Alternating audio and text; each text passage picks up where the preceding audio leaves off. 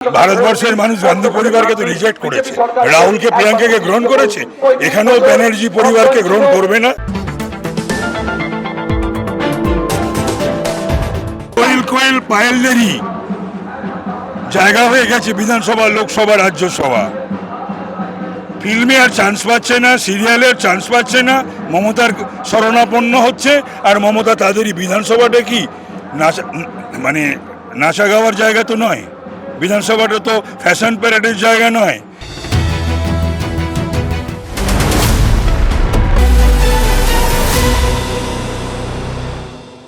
তাপসদা, আজকে স্যারের শুনানি হয়েছে, বলছে নাম যাদের বাদ যাবে, ভোট পিছাবে না।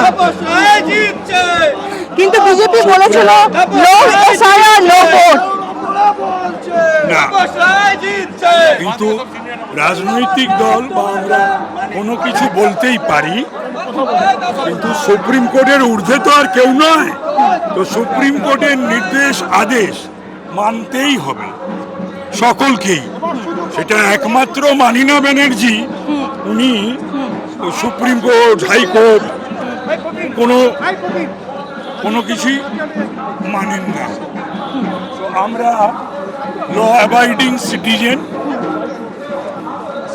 নিজেও একজন আইনজীবী, সুতরাং সুপ্রিম কোর্টের আদেশ মানতেই হবে। তাপসদা, নর্থ কলকাতায় 14খানা অ্যাসেম্বলির মধ্যে মানিকতলায় সবচেয়ে বেশি ফর্ম 7 থ্রু দিয়ে ইলেক্টোরেট ডিলিট হয়েছে, 5175। নির্বাচনে প্রভাব পড়বে? জেনুইন ভোটাররা ভোটার লিস্টে থাকবে, ইনজেনুইন থাকবে না। প্রথম দিন থেকে আমি বলছি, কতবার যে বলেছি আমি জানি না, একটিও অবৈধ ভোটার বাদ যাবে না, একটিও অবৈধ ভোটার থাকবে না। মৃত ভোটাররা কেন ভোট দেবে?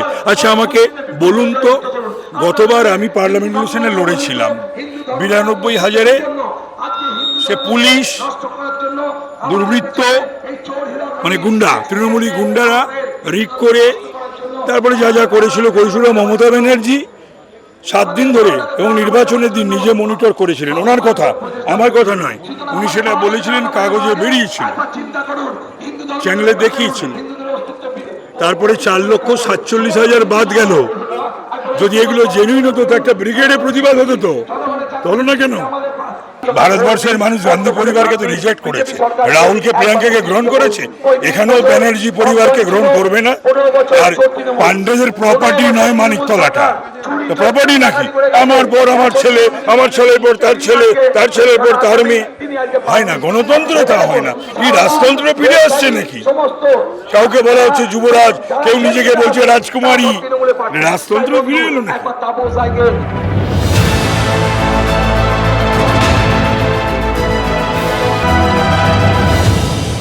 আপনি সবসময় পাবলিক সার্ভিসকে এমফাসাইজ করেছেন, মানিকতলায় পাবলিক সার্ভিসকে এমফাসাইজ করেছেন। ওইদিকে শ্রেয়া পান্ডে কোয়েল মল্লিককে নিয়ে বিশাল র্যালি করছে। এই যে আপনারা যারা গ্রাউন্ড লেভেলে এত কষ্ট করে কাজ করছেন, তার কোয়েল পায়েলদেরই জায়গা হয়ে গেছে বিধানসভা, লোকসভা, রাজ্যসভা। ফিল্মে আর চান্স পাচ্ছে না, সিরিয়ালের চান্স পাচ্ছে না, মমতার শরণাপন্ন হচ্ছে। আর মমতা তাদেরই বিধানসভাটা কি মানে নাচা গাওয়ার জায়গা তো নয়, বিধানসভাটা তো ফ্যাশন প্যারেডের জায়গা নয়, বিধানসভাটা তো কি বলবো, বিধানসভাটা তো মানুষের কথা বলার এবং যারা সমাজ এবং রাজনৈতিক কর্মী তাদের জায়গা। ইদানিংকালে দেখা যাচ্ছে, একাধটা হয় আলাদা কথা, ইদানিংকালে দেখা যাচ্ছে মমতা ব্যানার্জি নায়ক নায়িকা, গায়ক গায়কের দুটো ব্যাপার থাকতে পারে। এক হচ্ছে মমতা ব্যানার্জির ভাবমূর্তি, সেটা বোধহয় তলানিতে এসে ঠেকেছে। তাই এদের, সকলের নয়, এদের যদি কিছু কিছু ভাবমূর্তি বা এদের গ্ল্যামারটাকে ব্যবহার করে যদি সিট জেতা যায়, না এবার আর সেটা হচ্ছে না। মানুষ এবার বুঝতে পেরেছে, তার কারণ উনি সত্যগুণ সিনহা, সে ভদ্রলোক হাঁটতে চলতে ঠিক মতন পারেন না। কীর্তি আজাদ, ইউসুফ পাঠান, কেন? আমি শুধু এইটাই বলবো, যারা এখনও মমতা ব্যানার্জি জিন্দাবাদ করছেন আর তার র্যালিতে হাঁটছেন, তাদের যদি সেলফ রেসপেক্ট থাকে, 1, 2 হচ্ছে যদি ডিগনিটি বোধ থাকে, তাহলে পরে তাহলে পরে তারা কাদের পেছনে ছুটছে আর কাদের জয়ধ্বনি করছে আর কাদের জন্য ভোট চাইছে, তাহলে তৃণমূল স্তরের কর্মীদের বা রাজনৈতিক কর্মীর কোনো মূল্য নেই। তাহলে এই নায়ক নায়িকা গায়ক গায়িকারাই বিধানসভা, লোকসভা, রাজ্যসভায় যাবে আর তারা জয়ধ্বনি করবে।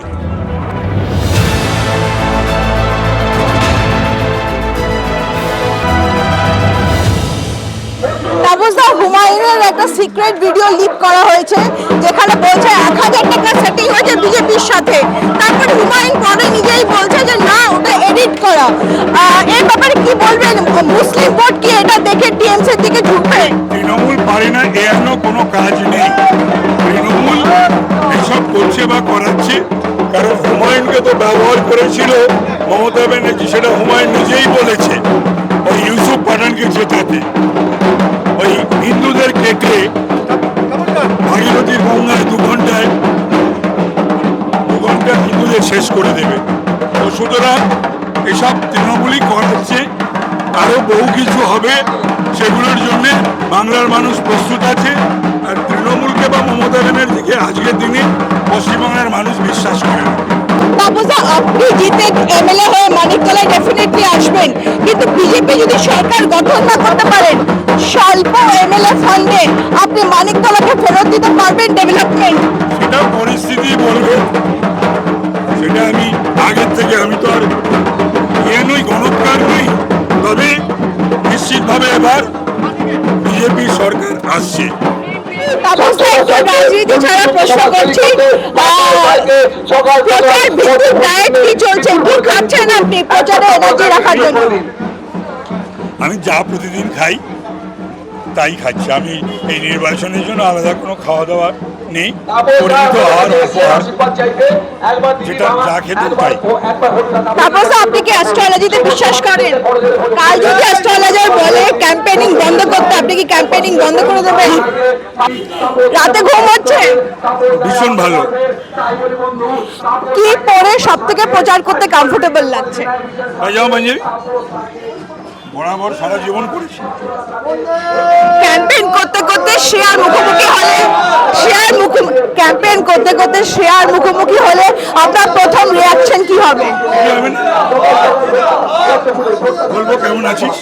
এই যে মমতা ব্যানার্জি কনস্ট্যান্টলি অমিত শাহকে হোটল কুতকুল, মোটা ভাই, শালা যা কিছু বলে যাচ্ছে, ওটাই ওর সংস্কৃতি, ওটাই ওর কালচার। ও সকলকে অপমান করে, সকলকে অপমান করে।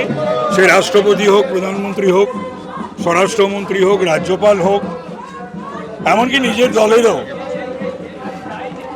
মন্ত্রী, এমএলএ, এমপিদের, আমলাদের, আইএস আইপিএসদের সকলকে অপমান করা ওর একটা স্বভাবজাত। তাপসদা, কালকে বিজেপি সরকার গঠন করলো, কিন্তু বাই চান্স, গড ফরবিড, আপনি জিতলেন না, আপনি কি সক্রিয়ভাবে রাজনীতিতে থাকবেন? আমি তো সক্রিয়ভাবে রাজনীতি 53 বছর প্লাস চলছে আমার। তাপসদা, জিতে এসে প্রথম 3টি কাজ যেটা আপনি করবেন? ওই তো গুন্ডারাজ বন্ধ করা, পুলিশি রাজ বন্ধ করা, আর এখানকার মানুষের, কারণ পশ্চিমবাংলার যা সমস্যা মানিকতলারও তাই সমস্যা, মানিকতলারও যা সমস্যা পশ্চিমবাংলারও তাই সমস্যা, ম্যাক্রো আর মাইক্রো।